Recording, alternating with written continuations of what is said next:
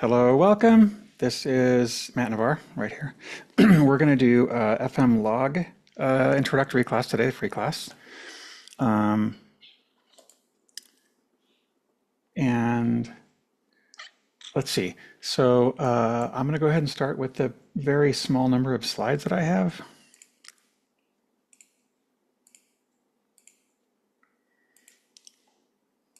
And then we'll dive into the good stuff. Okay. So fmLog, we'll get into what it is. This is me. I've been a FileMaker developer for a long time, and teaching classes has kept me really excited about new things coming. So I've been playing a lot with AI. We're going to see a little bit of that today. And if you're an old guy in the community, you care, you win awards and do podcasts. I think I've recorded 400 or more podcast episodes over the years. I love podcasting, and I started a new one with Chris Polite called Claris Talk AI that you can find. The best way to watch that one is on Google. Sorry, YouTube, I guess owned by Google. Okay, what else? So I offer this free training series, a free class every week or so, and then a week or so later I offer the exact same class in an interactive version. So if any of you want to come to that, that is where we take the stuff that we're seeing today and integrate it in your system. So it's a very different feel. So that one, in this class, I'm going to be sharing my screen. And in the other class, I do that as little as possible, and we actually integrate this in your systems. I also offer mentoring, so one-on-one trainings. And January 7th, the big class is coming, starting again. So that's one I've taught several times. It's 40 hours of class time, over 10 weeks, covering all of FileMaker at a pretty good level. Okay. So this is our agenda. So most of it's going to be in FileMaker. An audit log definitely has to be like a machine readable thing. So it has to be able to be configurable and readable in different ways. I also think it should be human readable, but I put a question mark at that. Inviolate means it should not be able to be changed. So it should be as much as possible. Of course, if you're a full access user, you'll be able to change it, but as much as possible, you should restrict it because it's part of like the history. It's critical for systems like medical, anything that's important like that. But I think it's actually useful in every database, even if you're only tracking a few things, such as logins and logouts. You can use it. The easiest thing is to track add, change, delete of records. And of course, another thing I really like is to track logins and logouts of a system. So fmLog, which I wrote a long time ago, has actually been getting slimmed down over the years. So it's a single table. There's only 2 required fields, and we'll see what those are in a minute.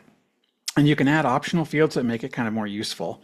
And there's a folder of scripts, really just a handful of scripts, and they're very short. So this is extremely lean. So basically, it's just sort of the implementation of it and some real easy copy and pasting that you get to work with. Okay, to the demo. Super exciting UI. So this is the log file. And what we're going to do is we're going to implement it into not that file. I have another database, I think.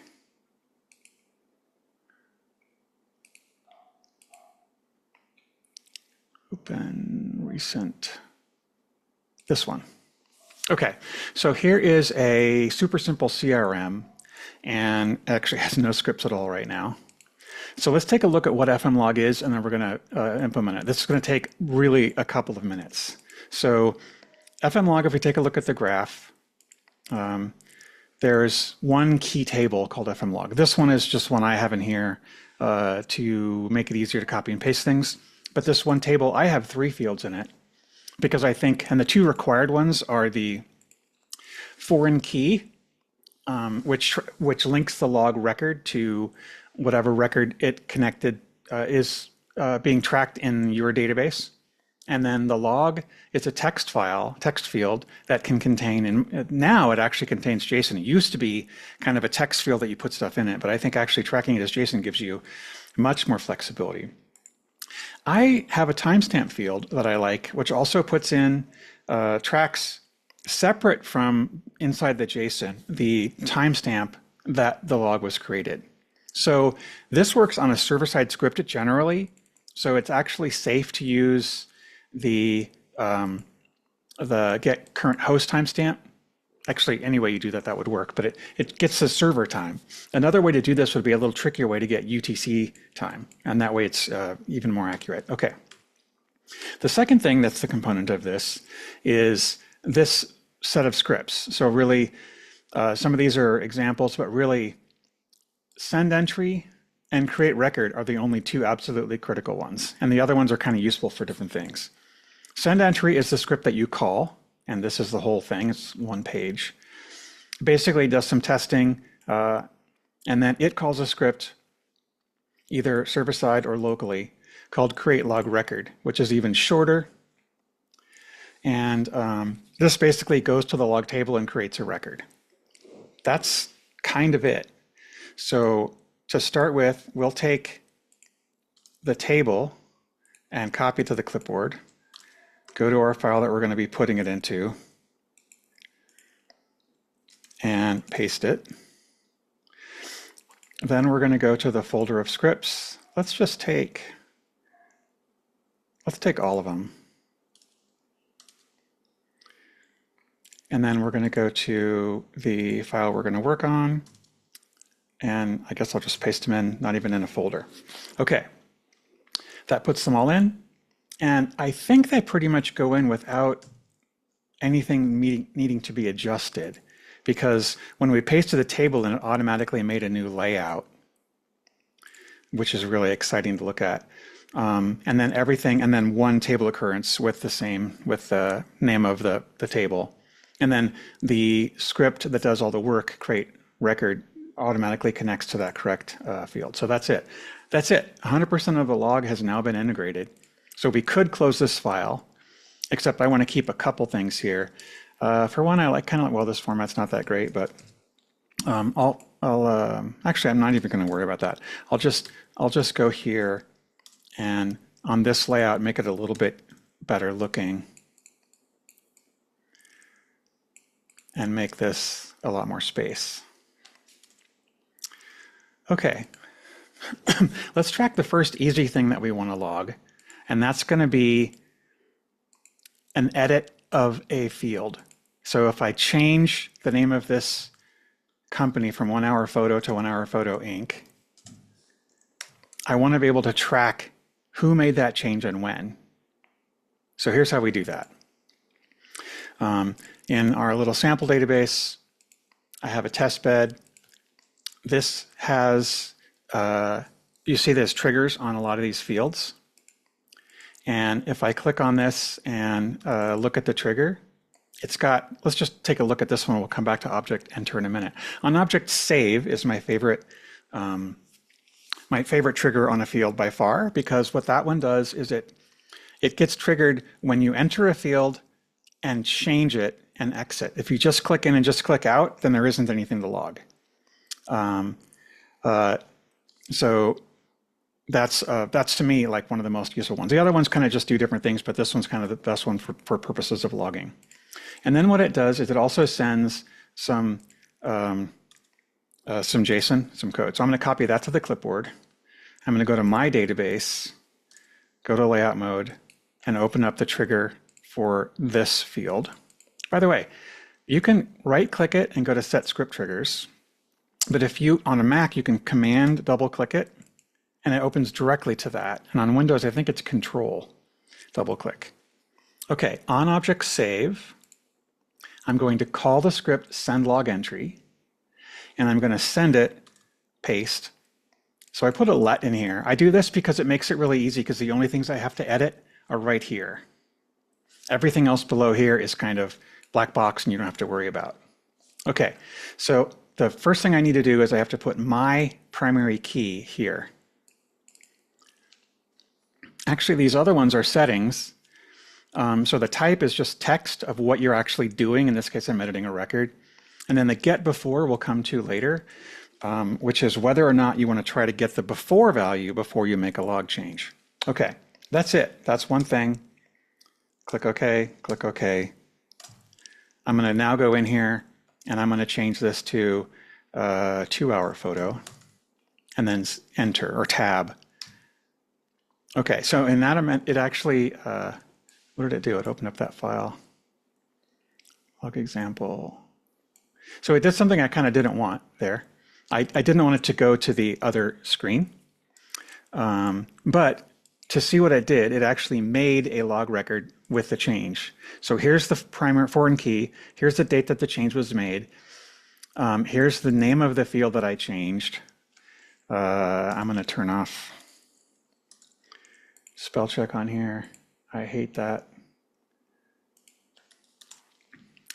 And other settings for what I had. So this is all the JSON that I sent when I called this one, right? So if I go, let's see, I'll close or move this out of the way for now. In my company details screen, if I go back to layout and back to this field, when I look at the trigger, this code here, which is the only thing I can worry about for copying, pasting, and changing. This tracks a bunch of environmental things that it sends. So what field I'm actually in, what the table is for that field. The field comment is kind of a cool one. This actually grabs the comments on the specific field that I'm in. So I can track that to the log. So you can actually use that for kind of more advanced logging. In other words, if there's a version of that field or some JSON or information like that in the field level itself that you kind of want to track, you can get extra information in the log from doing that. So field comment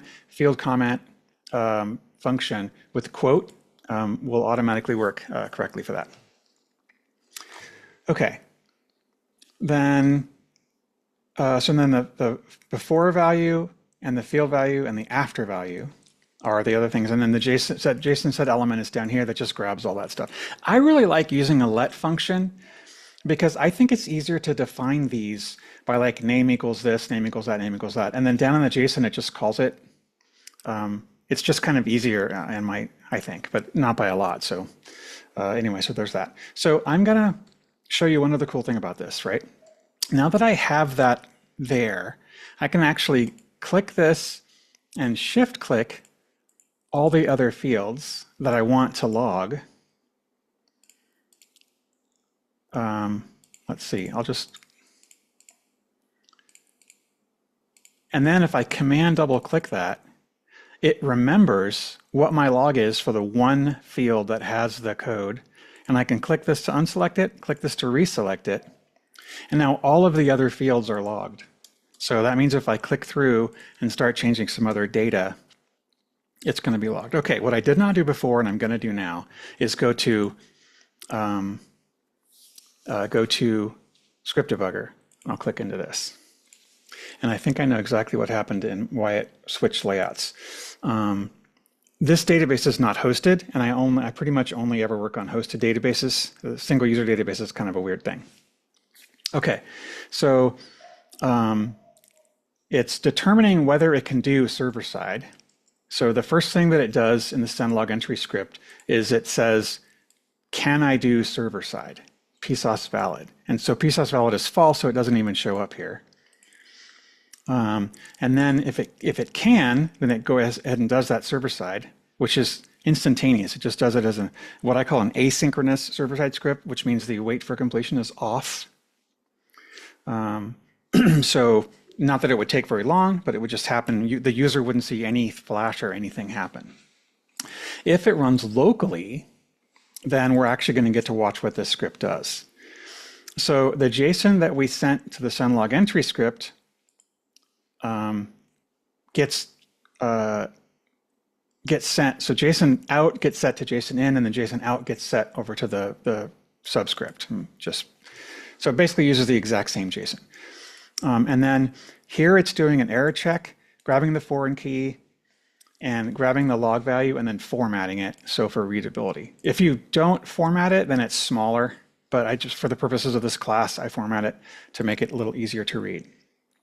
And then here's that. So error check, no error. And then here's the JSON. So that gets sent. And then it goes to the other table, makes a new record, sets the 2 bits of data, so the foreign key and the log text. And then I'm going to add 1 line of code in here, which is go to layout original. Oh, I can actually do that here to fix that one little bug, right? So here in send log entry, the one that I call, I'll say go to layout original. Okay, now what I'm going to do is just tab through and make some changes. So 3D sign in graphics, Inc., 407 Madison Avenue, Suite 123, Toledo, Ville, Arkansas, I don't know, Alaska, and then like the different types. So I don't see any flashes. Everything is just pretty much instantaneous. But if I go to my log table, I will see all of those records have been made. Okay, thing 1. That's all really well and good, Matt, but now what? So I'm going to add, actually, I'm going to show the log data on this record so the user can actually see what's happened.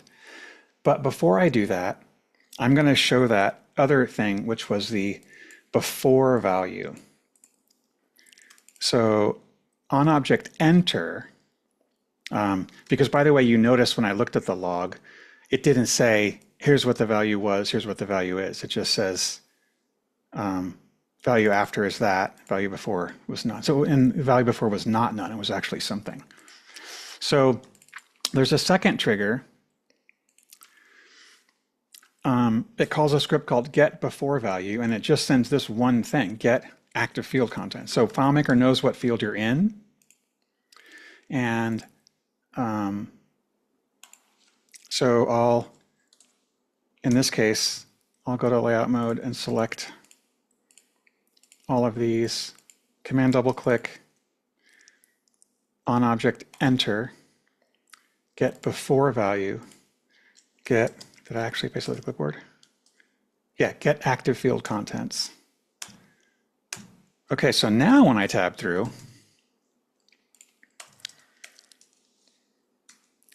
direct, law firm, it's not a law firm, Pike Road, today, whatever. Okay, so now I'm going to see all of those other changes are going to happen with the before value. So I changed it from this to that, from that to that.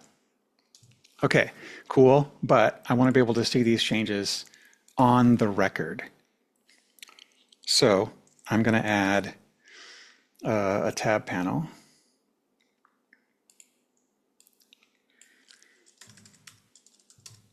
With 2 things in it, one called data and one called log. I'll make it a little bigger. I'll move it off over here. I'll grab this stuff, drag it over to data, and it won't fit.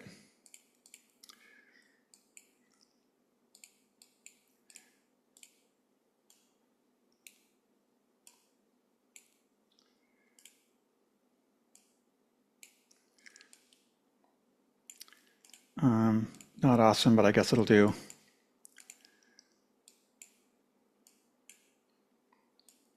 And then on the log tab, I'll make a portal.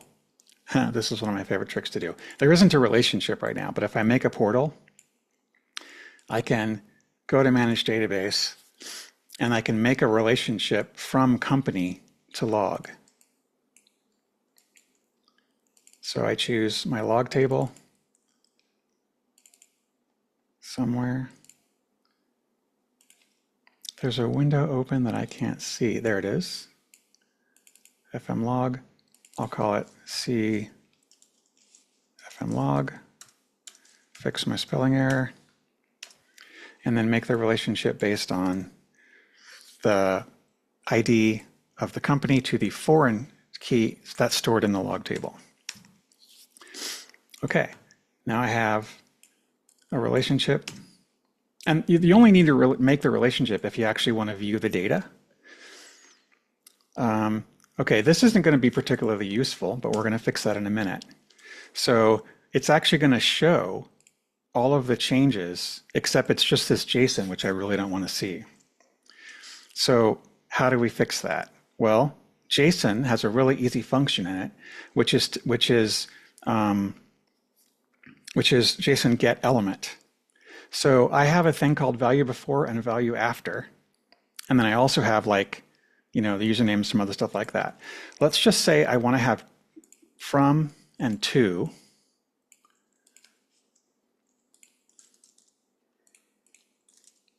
And when.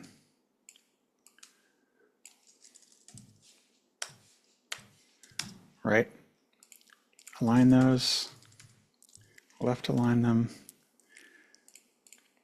And one of my favorite tools in FileMaker is the button bar, the single segment button bar. I made a whole video on that recently.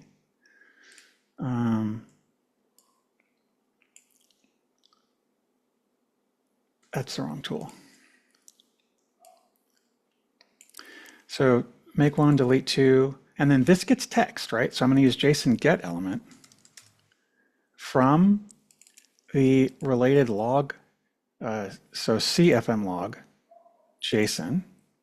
And what I want to grab, I don't remember it, so if I just put in quote, quote, I have a plugin installed. This will actually tell me, okay, well, it's called value underscore before, value underscore after. So I'll put in value underscore before, and then there's the value.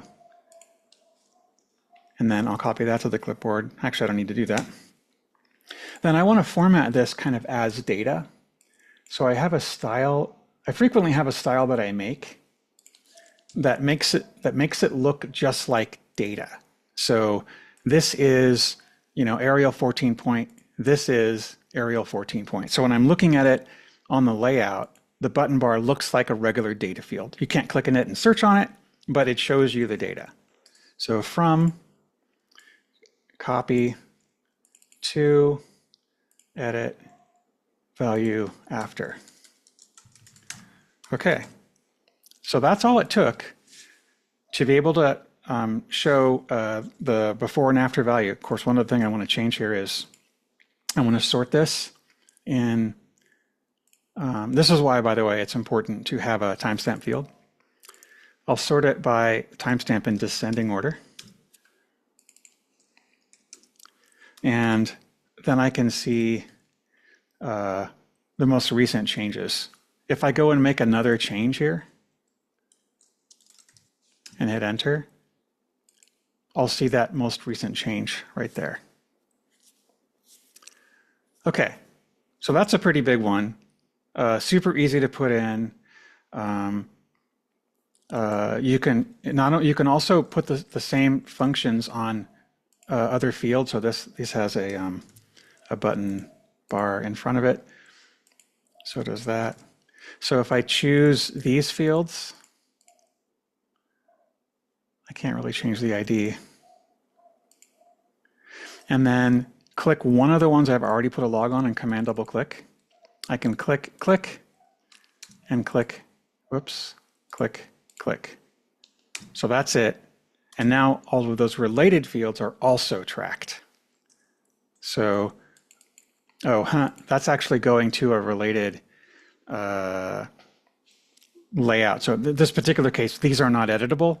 And I totally forgot a best practice. I pretty much never have data in a portal editable. I think that's kind of a best practice.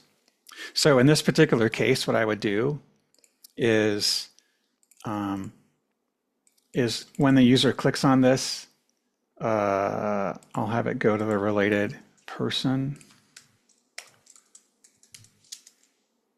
See person.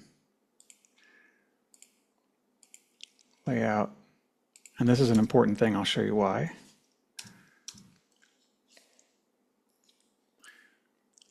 Okay, so now if I click on one of these lines, I can go to the person edit screen. Now, none of these fields have logs on it, but I copied a field from the other layout that has all the stuff on it. And so now I can choose these.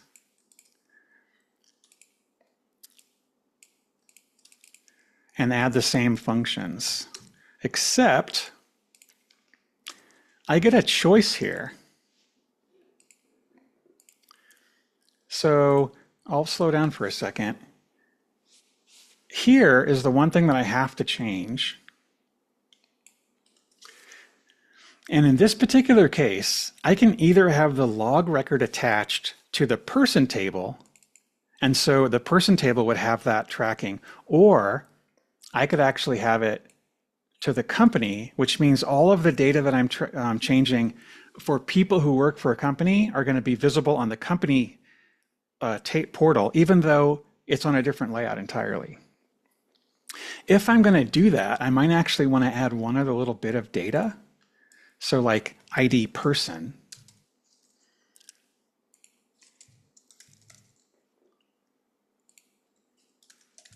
I'm doing this backwards. And I'll just define this one here. So ID equals that. ID person equals.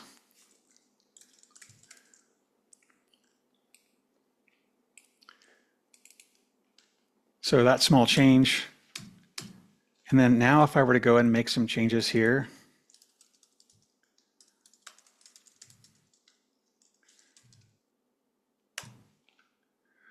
right, whatever I change, and then go back to the company, that probably won't work.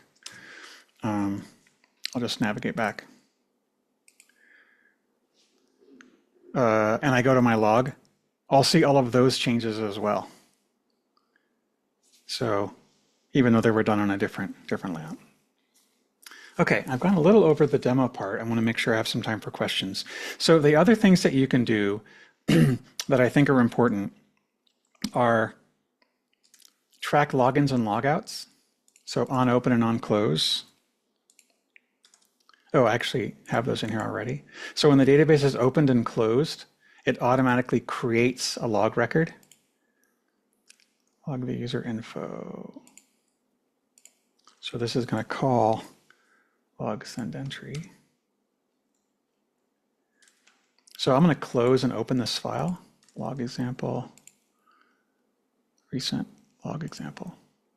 Okay, so now there's going to be 2 new log records made for the opening and closing of the file, except they weren't because I forgot this one thing. I forgot file options to put a script trigger to call on first window open, on open demo, and on last window close, on close demo. Notice, by the way, that when these are the 2 scripts in FileMaker, another little trivia bit. When you use these triggers, you cannot send a parameter. So in all other places, when you call a script, you can send an optional parameter, but not here. Okay, so now I'll close and open. Okay, I'll close that, open, recent log example. Okay, so now there will be a new record created for the opening. And if I close it, so if I close it and reopen it yet again,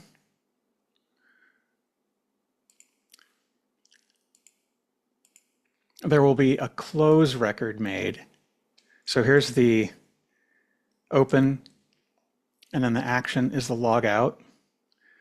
And I can track like the connection time. So I have a little bit more configuration to do here, but it can track a lot of other details of what you might want to log. Okay, what might you want to log, right? So if on my log example, I can say, I'll go to ChatGPT and I'm going to say, let's open a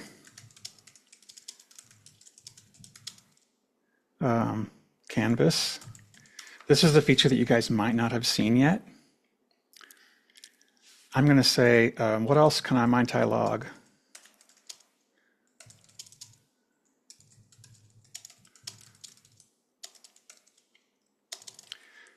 What else can I log with this JSON? Paste.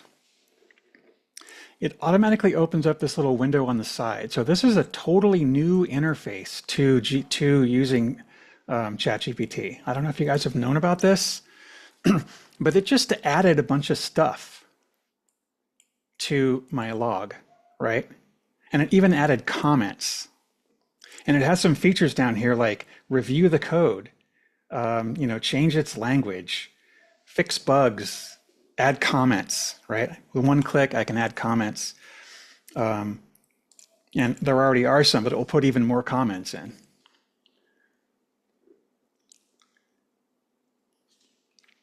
Kind of cool. And then it tells you what it's done. So then if I think that it's useful, I can copy, and there's a lot of detail in there. By the way, if I don't like that, I can just go back and restore a previous one.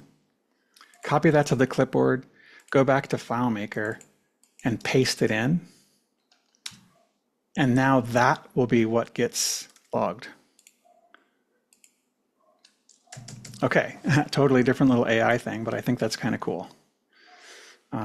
Okay, so in addition to what I've shown of tracking field edits, you can also call a script, just like I did on the onOpen. You can, upon deletion of a record, you can make a log entry then saying the record was deleted. When you make a new record, you can call a log entry and track that. So those are all kind of script-based things.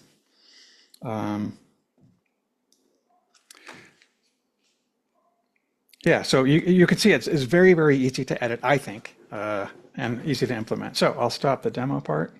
I see there's a bunch of questions in chat.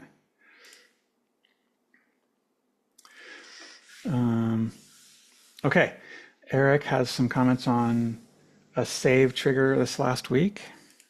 You know, I didn't really get to show it, but a radio button would, a radio button is an interesting case because you cannot track the before value. That's why I put that little code in for do you track the before value on or off? Because on a radio button, when you click into it, you've actually changed it in one step. It does not track what the radio button data was. There's not a way to do that I know of. So that's just a FileMaker feature, limitation, whatever. So Osbert asked if you use this feature on a calculator in a portal, does it affect the performance? No. If you do this performs server-side, the user, there's no impact at all. The server-side script runs in a tiny fraction of a second. It's even faster if you have a dedicated log file, which I recommend. So you just have a file called log, which has one table in it, and that tracks all your log, because it's going to have millions of records over time. One of the other things that I might not have shown is you can put a retention schedule. So like, hey, this is the log record I want to keep for 2 weeks. This is what I want to keep for a year. And then you can have a server-side script that finds all the ones that are to be purged and delete them. Would it be helpful to display the log which field was changed? It actually does track the name of the field, I'm pretty sure. So the log, the edit log I showed actually does have the field name and the table name. Let's see, what's the command again that brings up the edit screen in ChatGPT? Okay, in the ChatGPT thing that I showed, by the way, it only works on the web version of ChatGPT. You can't use the app, and it's only available if you have the paid version of ChatGPT. So there's a new feature called GPT-4o with Canvas. And that's this new thing. It came out, I don't know, last week, I think. And it just gives you this direct editable thing. Not only is it great for editing code, but it's also great for writing. So if you want to write anything, you could make changes either here or here. It suggests all kinds of things that are useful. It's just completely a different way to edit calculation code. Check it. It's kind of stunning how good it is. So anyway, that's my editorial take on that.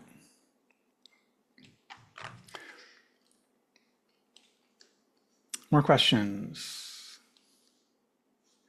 Oh, and the specific question was, how do you get it? You say open Canvas, but I think if you have the one with Canvas, it'll just kind of automatically make one if you paste either editorial text in or code text in. Who actually uses a paid ChatGPT account? I'm curious. Quick little poll.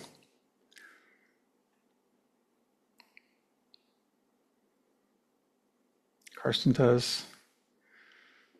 You can Claude AI account.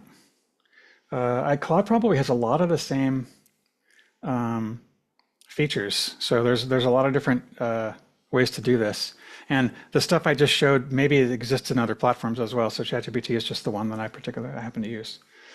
How does fmLog compared with the on-window transaction? That is a great question, Carson. I'm so glad you asked it. So FileMaker added a function recently on window transaction that basically tracks it tracks any kind of a change, and you can't get around it. So this version of fmLog, the onus is on you, the developer, to put logging tracking on what you want. If you create a record or delete a record, it does not track it. You have to have a script for creation and deletion of records. Same thing for editing.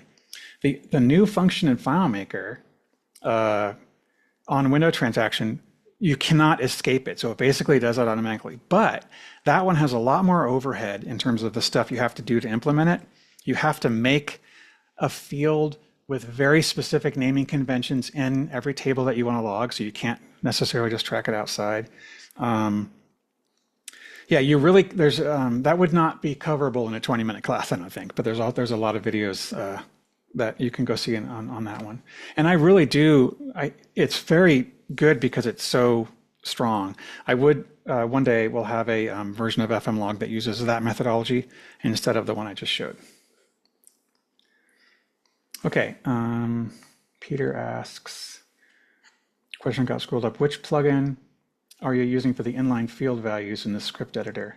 Oh, that's the MBS plugin, Monkey Bread Software.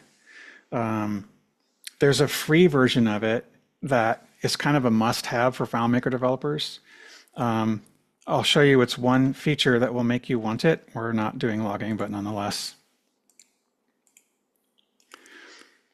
When you're scripting and you have a script that defines a variable, like device, if I say set variable, and I'm putting a function in here that reads something, like I'll do a case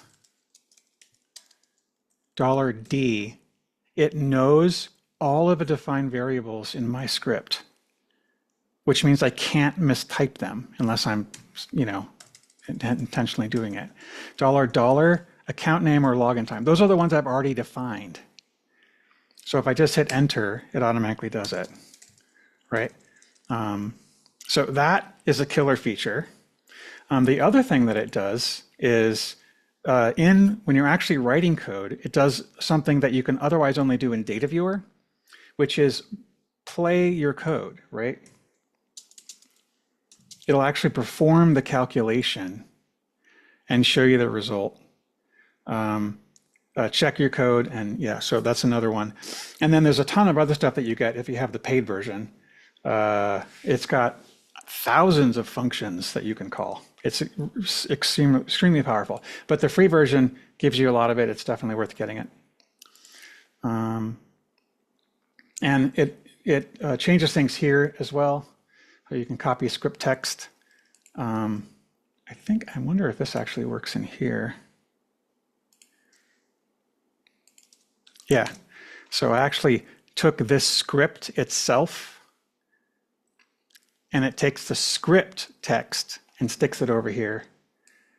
Now, I don't think you can put it back in. In fact, I know you'd have to have another way to do that. But at least this actually shows me what my script is doing.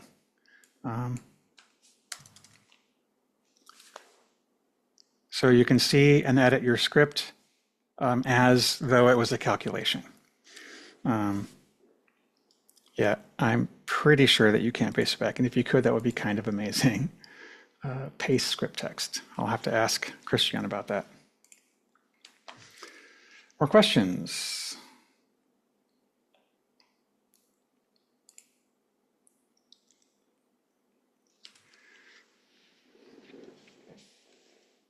I guess one of the other things I wanted to point out is this is Pure-FileMaker, right? So there's no plugin, nothing required for log.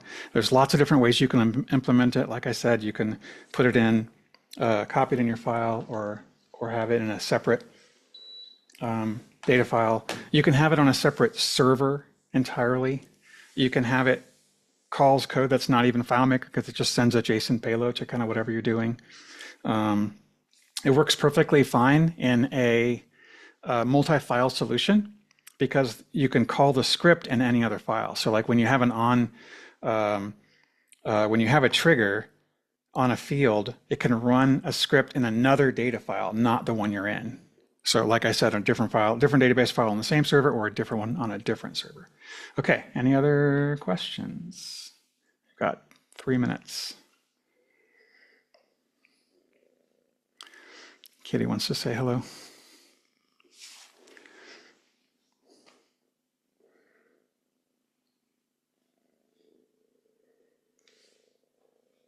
Hopefully you guys will find this useful. You know, I'm not entirely sure that I have a download for this on my website for the free utility, but if you email me, matt@navarre.training, I will send you the file so you can copy and paste the code into your system. All right, thanks everyone very much. It's always fun to do these classes and to share the cool stuff I'm working on. All right. Thanks, Matt. All right, thanks. Bye.